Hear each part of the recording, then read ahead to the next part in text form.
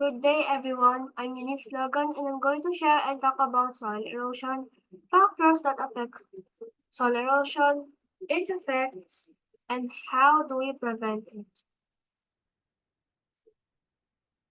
Before we talk about soil erosion, let me share my question first. What is soil erosion? Soil erosion is a gradual process that occurs when the impact of water or wind touches and removes soil particles, causing the soil to deteriorate. Here are some examples of soil erosion. Moving on to our next topic, let us answer. What are the factors that affect soil erosion? How does it affect soil erosion? Wind, water, and soil erodibility are some examples that affect soil erosion.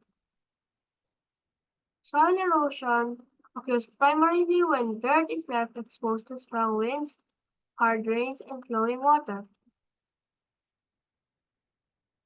But wait, we still have some questions we need to answer. What are the effects of soil erosion? How does it affect soil erosion? Pollution, soil compaction, and flood are some examples that affect soil erosion. Low soil fertility means low vegetable or fruit production. The effects of soil erosion go beyond the loss of fertile land. It has led to increased pollution and sedimentation in streams and rivers. What are the ways to prevent soil erosion? Why do we need to prevent soil erosion? We can prevent soil erosion by planting trees, throwing the trash into the right bin, perennial plant cover, and many more ways to prevent soil erosions. Without erosion control, our topsoil may lose its ability to hold nutrients, regulate water flow, and combat pollutants. This is why we need to prevent soil erosion.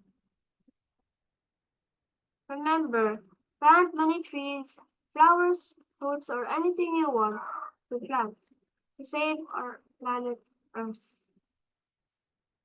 Thank you and bye.